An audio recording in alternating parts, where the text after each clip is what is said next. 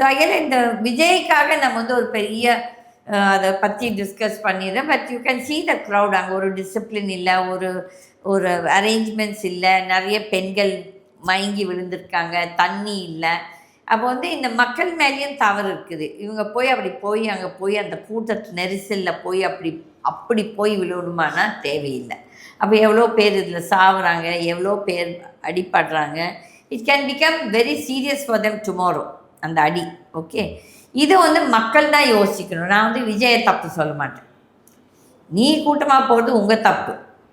அந்த ஆள் கூப்பிட்றான், நீங்கள் ஏன் ஓடுறீங்க? அப்போ வந்து இது மக்கள் மேலேயும் தவறு இருக்குது. நான் வந்துட்டு அது வந்து விஜய் மேலே ஃபுல்லாக சொல்ல மாட்டேன். பட் விஜய் வந்து is yet to be wash. தான் பேசுகிறது ஒன்று, தான் செய்கிறது ஒன்று. Is doing weekend politics. இப்போ இந்த அமெரிக்காவில் வந்து வீக்கெண்டுக்கு எல்லோரும் வெளியூர் போயிடுவாங்க, ஹாலிடே மாதிரி. அது மாதிரி எவ்ரி சாட்டர்டே வந்து இவர் பிரச்சாரத்துக்கு போகிறேன், 4 ஊர் சொல்லியிருக்காரு. எவ்வளோ ஊர் பார்த்தாரோ அன்றைக்கி தெரியாது. 2 தான் போனார். பட் டைம் இல்லை. அப்போ வந்து அந்த ஒரு டைம் மேனேஜ்மெண்ட் என்ன பண்ணணும், ஏது பண்ணணும், அதே ஒரு அரசியல் கட்சிக்கு அமைப்புக்கு ஒரு தலைவருக்கு அந்த அறிவு இல்லாட்டி இவெல்லாம் நாளைக்கு என்ன வந்து நாட்டுக்காக, இந்த தமிழ்நாட்டுக்காக என்ன பண்ணுறான்னு எனக்கு தெரியாது. ஏன்னா நிறைய பேர் ஐயோ தலைவா நீ வந்து தான் தமிழ்நாட்டை காப்பாற்றின பொறுப்போர் இந்த மாதிரி ஆளுங்கள்லாம் வந்து காப்பாற்றி நாடு எவ்வளோ புத்திசாலியாக இருக்குது. மக்கள் வந்து டேக்ஸ் பேயர்ஸ்க்கு தான் தெரியும். ஓகே, இந்த யங்ஸ்டர்ஸ்க்கு இதோட அருமை தெரியாது.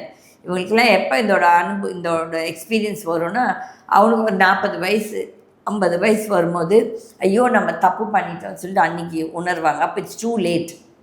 ஸோ அதில் இன் மை ஒப்பீனியன், என்னோட அரசியல் அனுபவத்தில் விஜய் எல்லாம் நாட்டுக்கு ஒரு கேடு. Like I set this for Rajinikanth வந்து தனக்கும் ஒரு கேடு, நாட்டுக்கும் ஒரு கேடு. அதே மாதிரி விஜயும் இஸ் அ கேடு for himself and for the நாடு. இந்த மாதிரி தலைவர்கள் நம்மளுக்கு தேவையில்லை.